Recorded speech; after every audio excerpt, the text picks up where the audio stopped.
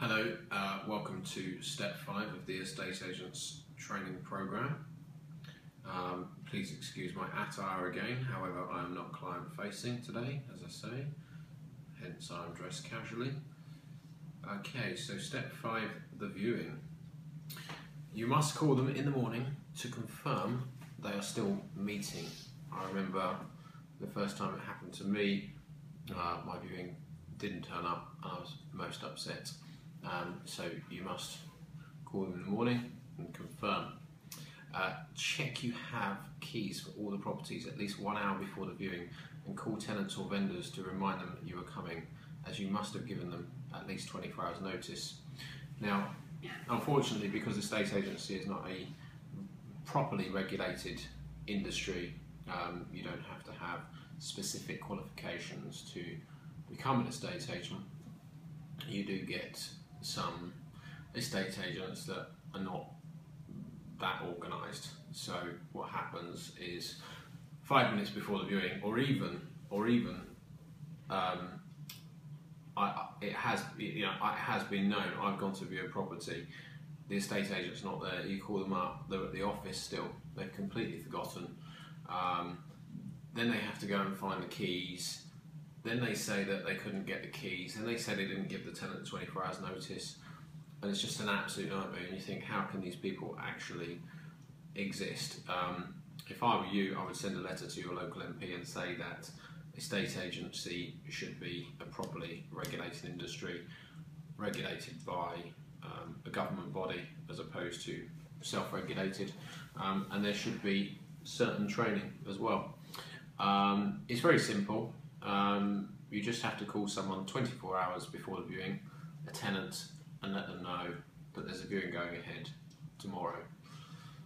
And if it's an owner of the property where they still live there, again, you just have to call them and say there's a viewing tomorrow. So the next day, you check that you have your keys at least 1 hour before the viewing. On my phone, when I put in a diary note, I've got it on an automatic 2 hours before, gives me an alert about diary notes. Same on the calendar on here. I use Google Calendar and I use Microsoft Office as well. They're very good, they can give you alerts. Now, as I say, yeah, check you have the keys at least 1 hour before the viewing, because otherwise you run around 5 minutes before the viewing and you can't find the keys, and then you look like an idiot. Okay, so then you lose trust, and the person doesn't really want to buy from you anymore because they don't like you.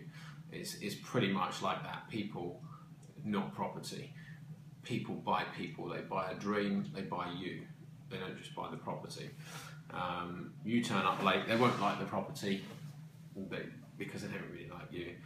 And that's a fact. So always meet at the office in case they don't turn up. You can carry on with your work. That's what I say. When you meet them, big smile, shake hands. I'll put an asterisk here.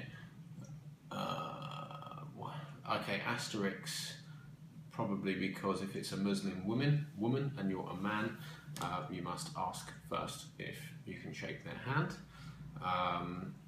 But you can sort of gauge the sort of body language, and they would pretty much, in my experience, they would much appreciate the fact that you understand their religion, you respect that, and that you haven't gone out to shake their hand when you clearly know it's a Muslim woman and they don't shake hands with a man in their religion.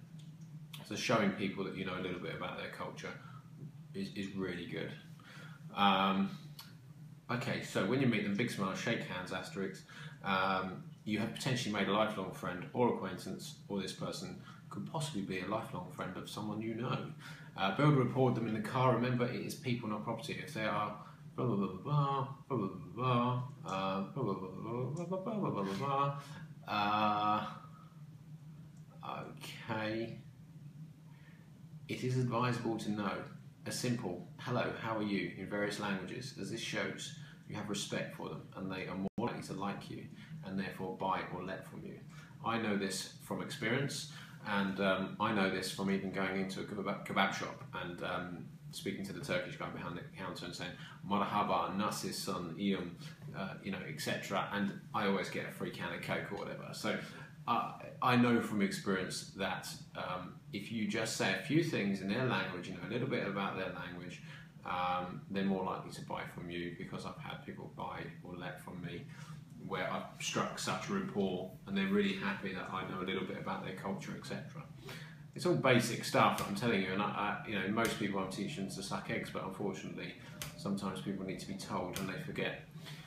Okay, so do not always talk about the property, talk about the weather, the music on the radio, or the conversation on Radio 4. In my experience, you should have the radio on low to avoid any awkward silence. Talk about kids, schools, local area, local events, etc. Be interested in them. Where are they from? What do they work for, etc. Show them 3 properties in order, saving the most expensive to last, no matter of the location, as they're more likely to fall in love with the last property. You can say to them, is this the best you've seen? And ask them if they want to take it. If they're not sure about the price, ask them to make an offer. Then you go into negotiation stage.